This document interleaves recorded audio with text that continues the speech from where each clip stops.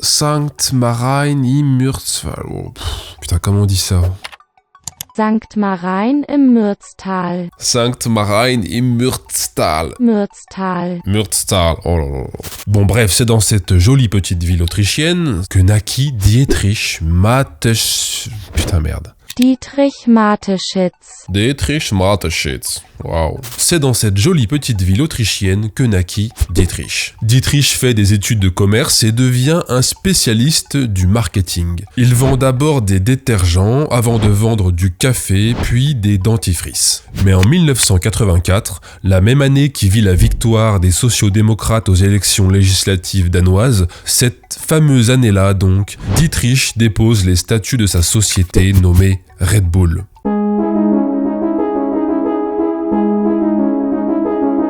Il se vend chaque année dans le monde 4 milliards de canettes Red Bull. Bon, pour matérialiser un peu plus concrètement ce chiffre, on a un simulateur qui calcule en temps réel le nombre de canettes Red Bull vendues dans le monde. Allez, on va rester 5 secondes sur ce truc.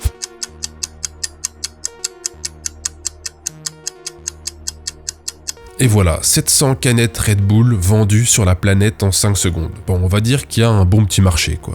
Le marketing de l'entreprise est assez simple, mais très bien rodé. Red Bull est une boisson énergisante, du coup, ça vous donne de l'énergie, et du coup, vous pouvez plonger de 15 mètres de haut, défier des cascades, faire du ski avec un parapente, vous éclater en VTT, battre des records du monde, ou même tout simplement voler autour d'une pyramide, pourquoi pas. D'ailleurs, tout le monde connaît le fameux slogan « Red Bull donne des ailes ». Red Bull donne des ailes. C'est quoi son intonation? Red Bull donne des ailes.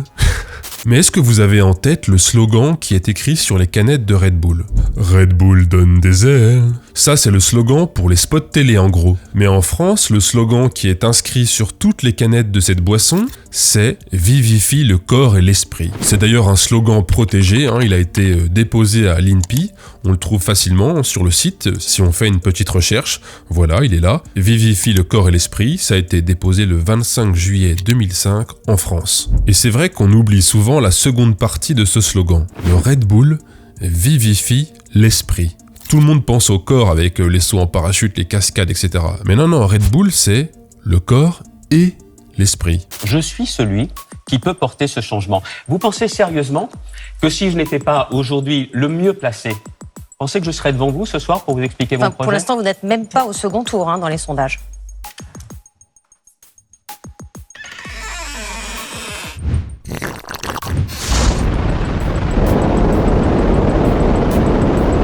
Professeur, moi j'ai du mal à comprendre qui nous ment. En fait, c'est le gouvernement qui nous ment? J'en sais rien, il faut leur demander. Mais non, mais vous accusez qui de mentir, en fait? Moi, je dis des choses sourcées. D'accord, mais qui ment? Mais c'est pas moi de le dire. Je suis désolé. Non, mais enfin, quand vous dites on nous ment, c'est qui le on? Il y a des autorités qui... Donc c'est le gouvernement? J'en sais rien, moi. Vous savez bien qui parle? Demandez-leur. Mais à qui? Au gouvernement. Donc c'est le gouvernement qui ment? Demandez-leur, c'est pas à moi de le dire, ça.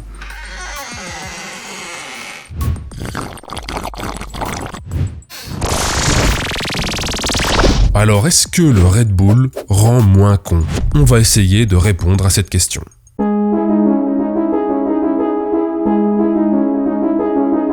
Quand on pense à la relation entre les étudiants et Red Bull, on pense d'abord à ça, aux soirées étudiantes à base de vodka Red Bull. Mais la vraie prétention de la boisson, c'est qu'elle vivifie l'esprit. Et voilà par exemple le genre de prospectus publicitaire que Red Bull distribue aux étudiants. Pour la rentrée scolaire, Red Bull donne des ailes à tous les élèves. L'année scolaire reprend aujourd'hui. Heureusement pour vous, Red Bull a un effet positif sur la concentration et la performance mentale. Et on trouve donc sur le site de Red Bull des tonnes de photos du genre. Des étudiants qui révisent ou qui passent des examens tout en buvant une petite canette. Ouh là là, tous ces calculs à base de x et de y, de racine carrée de 65 sont bien difficiles. Heureusement pour moi, j'ai un Red Bull à mes côtés. Viens faire tes copies dans l'un de ces centres de photocopie en Belgique, reçois une canette de Red Bull glacée et tu te sentiras pousser des ailes pour tes examens. Se préparer physiquement et mentalement aux examens. Avec un bon Red Bull, bien sûr. L'entreprise autrichienne a même inventé un truc assez cocasse, le Red Bull Study Club. Voilà le concept, en période d'examen, Red Bull privatise des boîtes de nuit pour les transformer en centres silencieux de travail et de révision, avec évidemment toujours les mêmes petites canettes offertes aux étudiants. On a aussi les spots publicitaires qui suivent cette tendance. Bref, le message de l'entreprise est clair, boire du Red Bull améliore les capacités cognitives. Ok, il se trouve que parfois, quand ils en ont le temps et les moyens, les scientifiques testent les prétentions des industriels. Et c'est ce qui s'est passé pour Red Bull.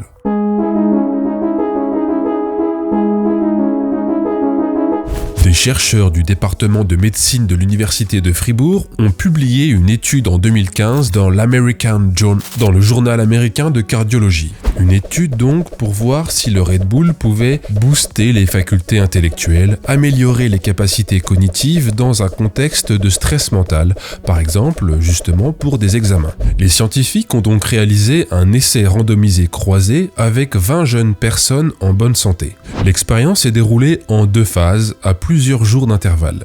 Pour la première phase, les 20 personnes ont dû boire 35 centilitres d'eau. Puis ils ont été soumis à un exercice de calcul mental pendant 5 minutes. Très concrètement, il fallait soustraire rapidement les chiffres 6 ou 7 à un nombre à 3 chiffres. Vous êtes prêts? Allez, ici on teste. 834 moins 6.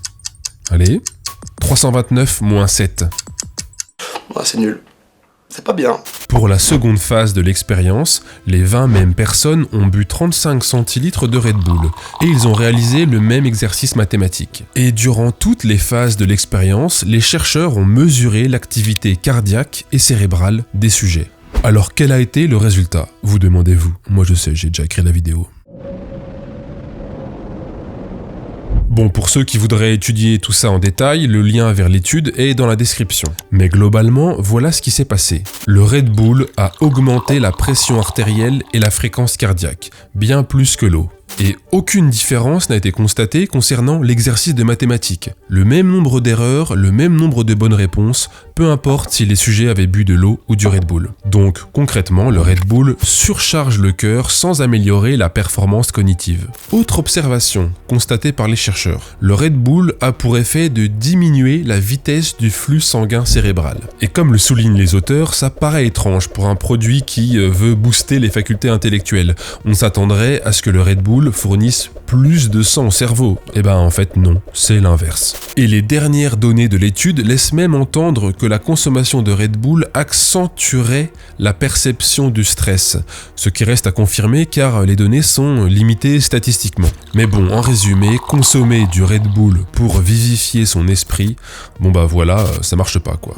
Bon, vous allez me dire que vous vous en doutiez, mais c'est toujours intéressant de savoir pourquoi on pense ce qu'on pense. Voilà, cette petite vidéo est terminée. Comme vous le voyez, parfois je parle d'autre chose que d'arnaque quantique, sinon je risque de vous lasser et je risque aussi de me lasser. Donc voilà, je varie les plaisirs, je varie les sujets et en même temps je fais un peu ce que je veux parce que je suis chez moi. Enfin, je crois.